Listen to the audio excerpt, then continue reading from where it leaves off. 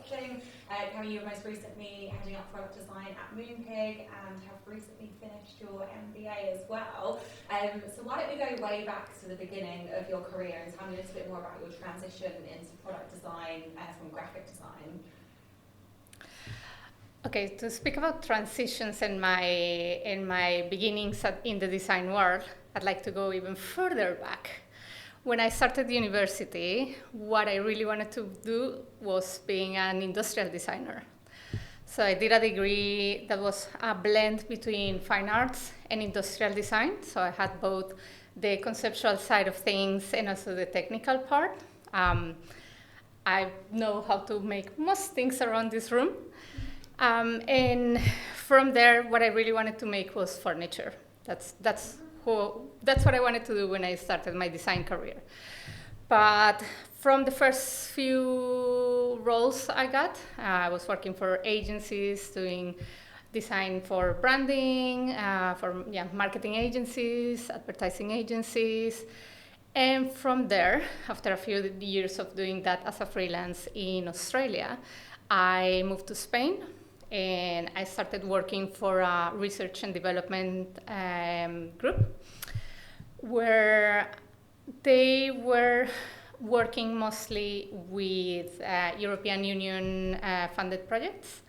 And they brought me in to make interfaces that the engineers had designed to give them the last touch-up, make them beautiful. They were working with people with different levels of disabilities, and I realized that there was a better way to do design. There was a better way to create interfaces. I had this realization after seeing a blind person trying to use technology, and this is I attribute this to be the pivotal moment where I decided to go into product design.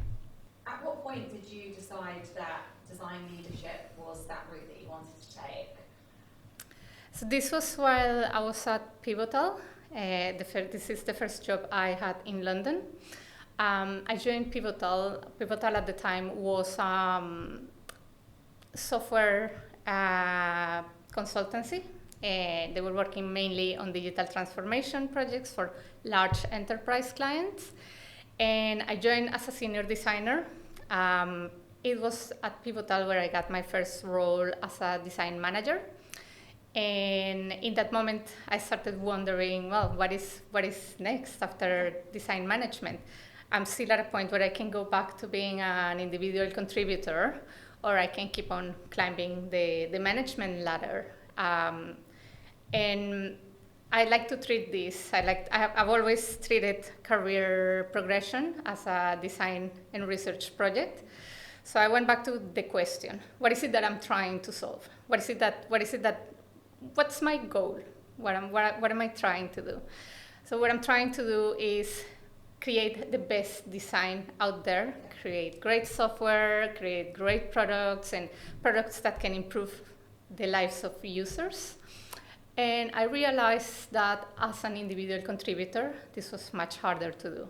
That the better way to create better design was to be near the decision makers. How did you find that transition going from IC to leadership? So I was lucky enough that at Pivotal it was quite smooth. They didn't just drop me one day into management. Yeah, So good luck. exactly, I had a soft introduction into it where I was a manager of 2 or 3 people while I was still working on projects. So I was able to still work with clients, but while learning the tools of management, which was totally new to me. So, very successful female leader. I know from speaking with a few people I've placed into your team that you've been that person that's inspired them to go down that leadership route. So, I guess what advice do you have for other females that are listening right now that do want to make that next step into leadership? I have a few. Don't take no for an answer. Is one of them. Be relentless.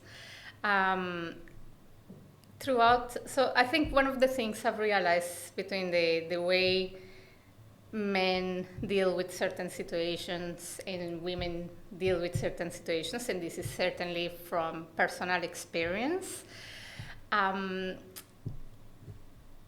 Women tend to take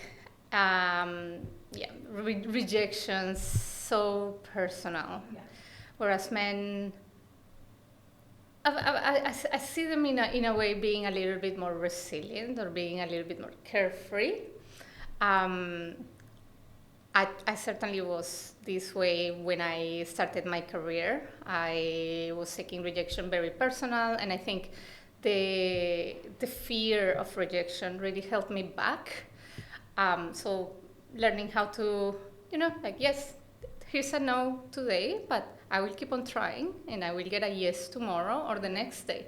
Is an important lesson in progression and in life in general. Then my second and I think very important advice is ask for more. And you will see this coming as a recurrent topic in my public speaking. I think there are lots of reasons behind a gender gap, but one of them is we are not great at negotiating. So I think that, you have an offer on the table, ask for more. Because the worst that can happen is that employer says no, and that's all right, at least you ask. But in my experience, from both being on the employee side of the table to being on the employer side of the table, employers usually say yes if they really want you in. Yeah, definitely. And what do you think, as females, we can be implementing a bit more to get over that imposter syndrome? Because I think it comes from a place of not just when it comes to negotiating new salaries for roles. I think it can leak into other areas of kind of the day-to-day job that you're doing as well. So I guess how did you overcome that? And it could be anything that you've seen online, articles, support system. So first of all, I think that when it comes to imposter syndrome, it's something that we need to normalize. Everybody feels it. The men feel it too. It's just they don't tend to speak about it so much. So I did struggle with it early on in my career. And what has happened now is not that I've stopped feeling it, but I know how to recognize it and I know how to tame it. When I start a job, I know that, or when I start a new challenge, I know that I'm gonna feel it for a while. I'm gonna feel nervous and inadequate and like I don't know everything. But you're not supposed to know everything. Exactly. So knowing that those feelings are normal, like that they're perfectly normal and they're perfectly acceptable, is something that really helps with how you deal, with how you perceive imposter syndrome. And then time in the role, say a couple of weeks, a couple of months, always usually help because you are going through that learning curve. So something I tend to do with my teams, especially with my female designers, and that they have told me, I've had feedback about this, that it really has helped them, is when they join, I talk about my own imposter syndrome. I sit down with them and I mention how when I started a role, it felt this way, and then I put it in a way like, okay, you are gonna feel this, you are gonna doubt yourself, but there is a good reason why you're here and why I hired you. You are meant to be here. But just know that this is completely normal and it's gonna be all right. And me and the team are gonna be helping you through the journey. I think that's a really good point because people forget that everyone experiences it. Mm-hmm. No one in this world has probably, they can't sit there and say that they've never felt like, they haven't belonged or they should be in a certain place or it's happened too soon, because if you're never out of your comfort zone, you're never going to push to that next level. So you've recently completed your executive MBA. Congratulations, by the way, because I know how hard that was for you at times. What was your motivation for doing one in the first place? Related to what I was mentioning before about the reasons why I went up the leadership ladder, I wanted to be able to get closer to decision makers. So this was one of the main motivators. I did feel at a point where with stakeholders and business decision makers, like we were not speaking the same language. That's one of the reasons. A secondary reason is I'm very interested in this emergent discipline, business design, which has started to become quite popular as of the last few years. You see more business designers popping up, which is great, that business leaders are recognizing the value of design in lots of different fields. So this was a bit of a COVID project. When we were all locked up at home, I started thinking I wanted to do further education, and I was thinking about I was looking into the business design degrees, and at some point I had a look at some of the online ones, and I thought these business design degrees seem to be tailored to business people moving into design, but it didn't feel so design focused. So I thought, well, how about I just do proper business education? And an MBA is something I had been thinking about for many years. And this felt like a good time and place to start a project like this. So I just started my research and applied, and I was lucky to get in. Nice. And for people that are watching that might not know the difference between like business and product design, tell us a little bit more about that. The difference is in the distance from the subject. The way I look at it is UX focuses very much on a small subsegment of a system and maybe a chain of actions. Whereas, for example, service design goes up a level and looks at connecting different touch points. And if you continue to go up, then you find something like ecosystem design or platform design, connecting all these different services, companies, all these different technologies. At a macro level, business design is looking very much at strategy. So it's looking at the market and what is happening, and then it's looking at the business and all the internal factors. And tell me a bit more about what you learned from your MBA and those particular learnings that you're going to be taking into that next position. That's a great question. So I'll tell you what I thought I was going to learn out of my MBA first. Before going on to the MBA, I thought, okay, now I'm finally going to learn how to do some accounting. Then I'm going to be able to look at the financial statements of my company and see if we're doing well. And also, I'm going to be better with money. I thought I was going to learn how to invest. I thought I was going to learn how to handle money. Well, I did not learn any of those things. No closer to that then. No, I still can't do accounting. But something that really changed is the way I look at data and the way I look at numbers. In my overall understanding of organizational design. Yeah. So really understanding how a company is organized to make the most out of their resources is a very relevant field to design or any discipline. Like understanding where the sources of power are coming from, it's everything when you're working with strategy or want to get anything through.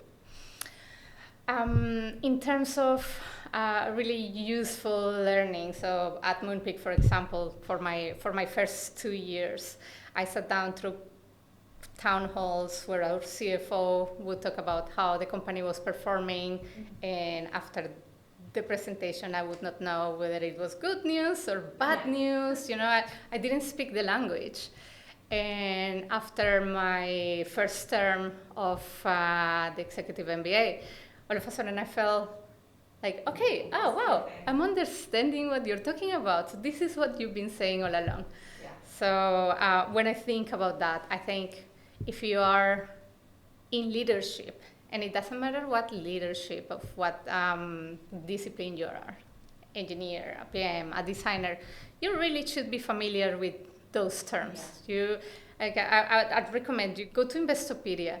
Really do familiarize yourself with the language of the business, because this is the language all the decision makers are using between themselves. And if you don't speak it, then you're going to be excluded from conversations. And I could be wrong here. Do you feel like passing that knowledge on to your ICs or your team leads within future teams, do you feel like that would actually help them as well with the kind of projects that they're working on, building business cases for certain projects as well? Absolutely, and even so I was at Moonpig for the first year of my executive MBA, so balancing a full-time job with a part-time degree. And in the time I was there, I did of course bring back with me some of the lessons that I was eager to share with my team, and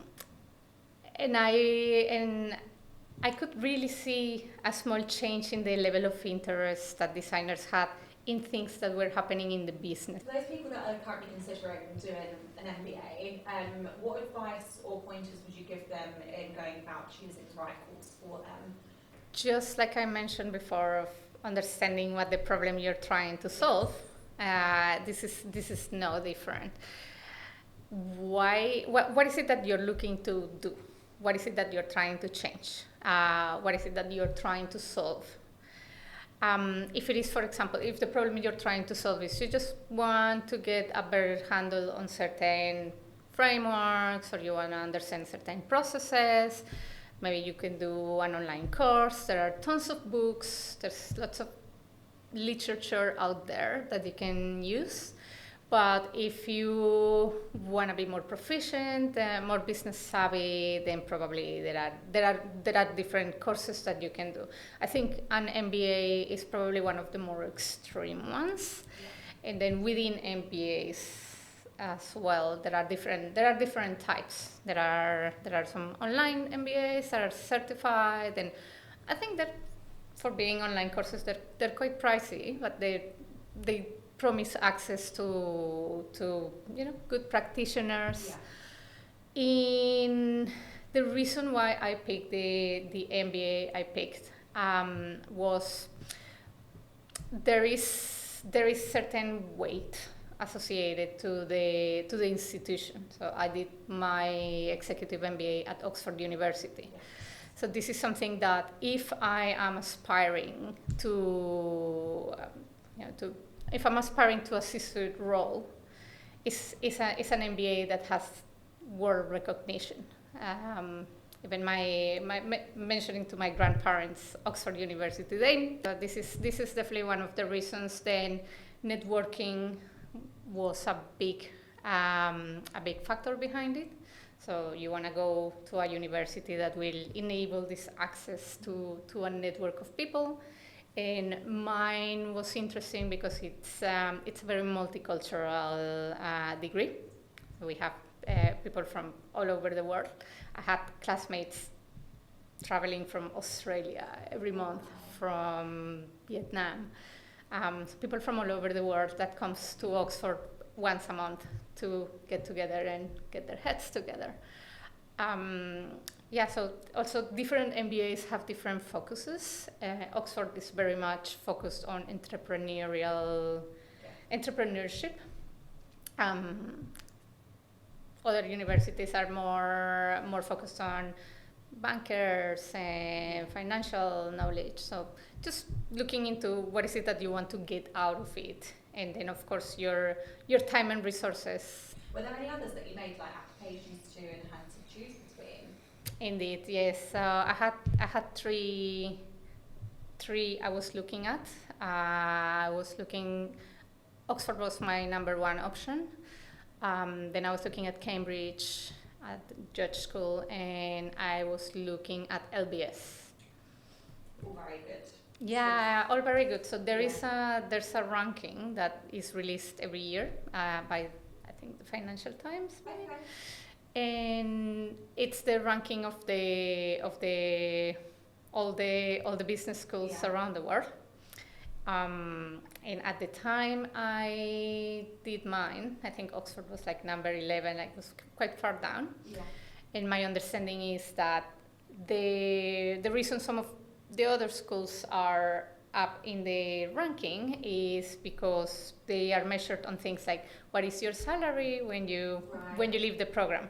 So if you accept lots of bankers and they go back to banking, or lots of consultants and they go back to consulting, or investors. They go out to have even bigger salaries, whereas someone who decides to step down and go start a company are gonna go to maybe even not pay themselves at all for the first year.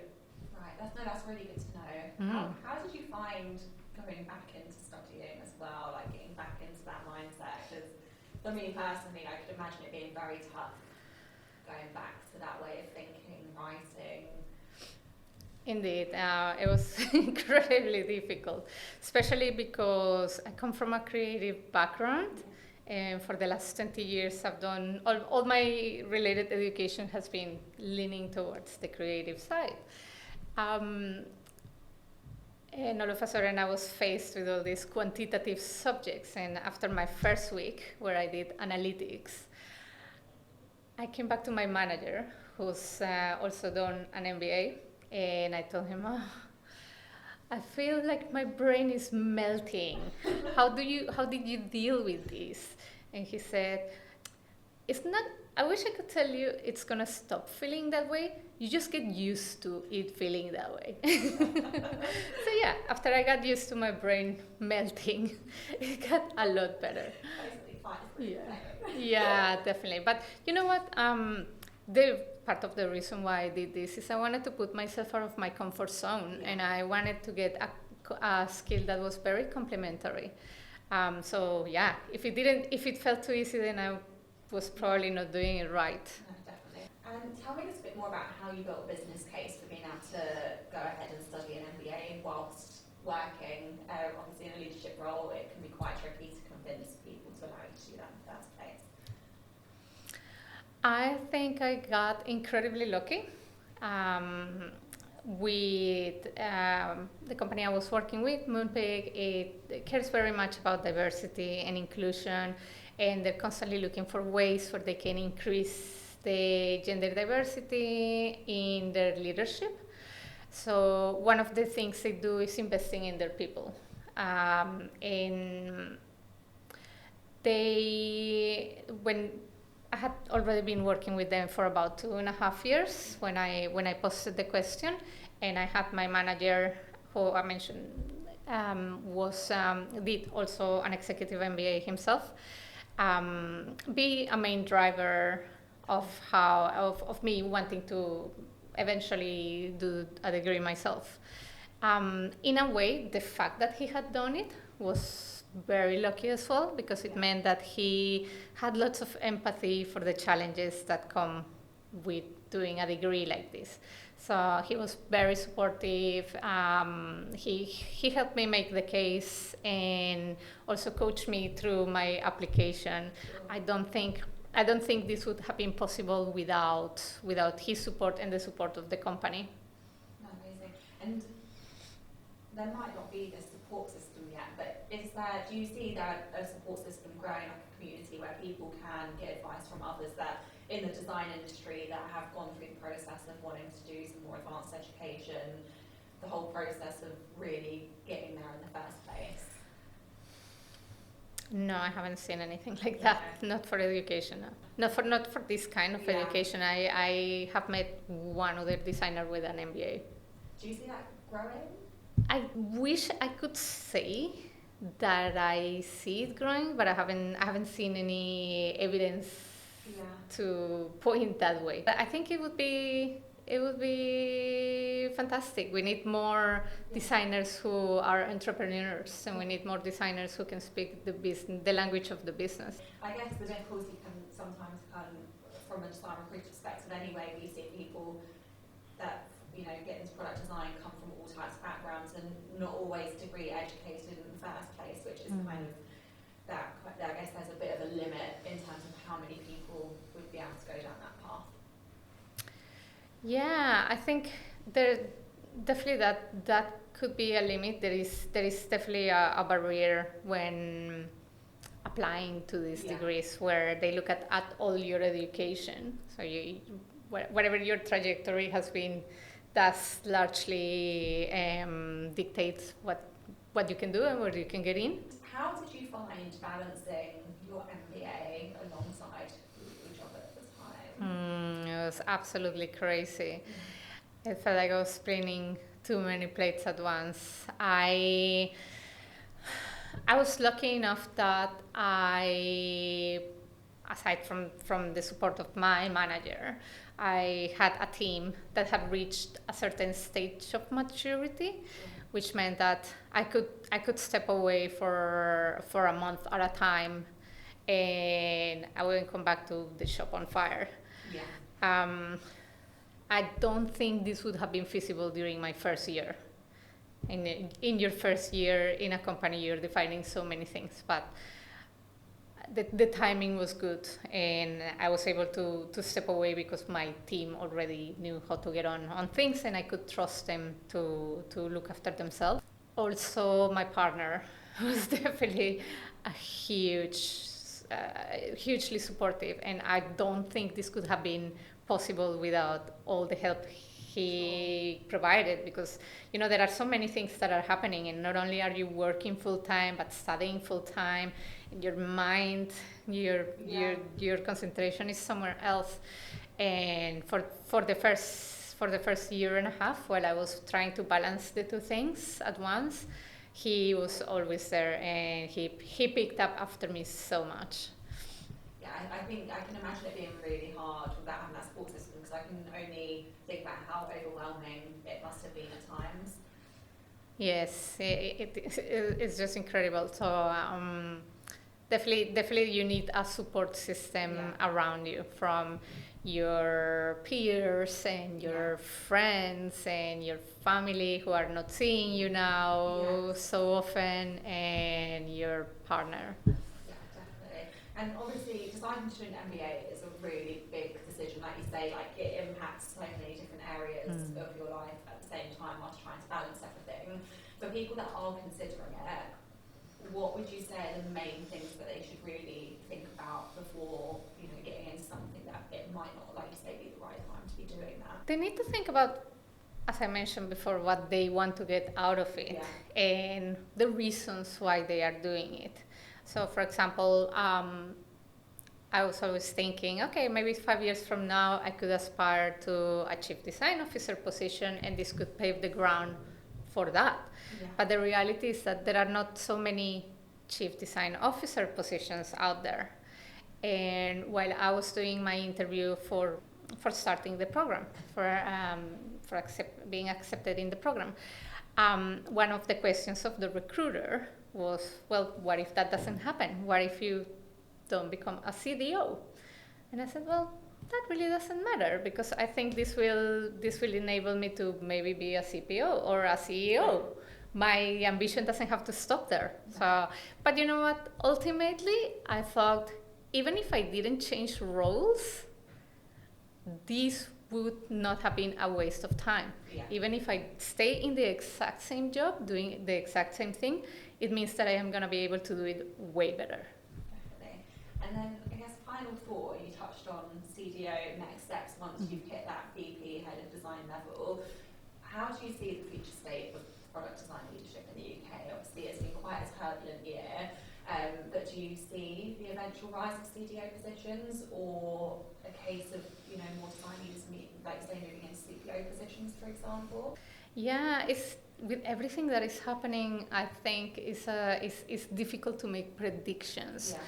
At some point last year, I would have told you, I think CDOs are becoming much more common. I'm seeing more VPs of design. Yeah. But then what we saw after the big tech reckoning is companies cutting around design, cutting around research, and all of a sudden everything that I was feeling we had gained in ground, we kind of went back. Yeah. So I think that the system is a little bit broken, where designers and design have a lot to offer to a business, but somehow we're failing in communicating that value. So I think the best advice and what I would hope to see in terms of the future of design is more designers trying to learn complementary skills complementary disciplines. And I'm not saying now everybody go do an MBA. I'm saying if you are an IC and you're in the tools, to concentrate on becoming the best designer you can be. Yeah. But if you are a manager, a leader, a director, anyone up the ladder, you do need to start creating complementary skills. So you need to start learning about engineering, or you need to concentrate to learn more about product management, or you need to concentrate to learn more about business or marketing. Do make your skill quite unique. It's also it's going to give you an edge, but it's also gonna help you connect certain dots that maybe you couldn't connect before. So do grow a completely different skill set that will complement well with your design skills. Are there any particular like shorter courses that you've seen out there that you would recommend people going for, where they might not be in a position, like you say, to potentially go to an MBA? There is a lot of free literature out there that you can organize. So if you for example go to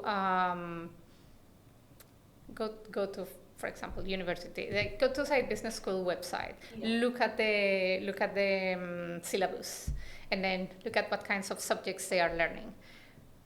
Start researching on those subjects. Learn a little bit about entrepreneurial finance. Learn a little bit about business finance. Learn about negotiation techniques. There are fantastic newsletters that you can sign up for, and this is all free. You just need to have a good system for organizing all this knowledge, and maybe because you're just doing research at this stage, you're not going into a degree. Maybe just pick some of the subjects that you think could be interesting to explore, that you think could be useful to you at the moment. Well, thank you so much for joining me. Thank you for having me.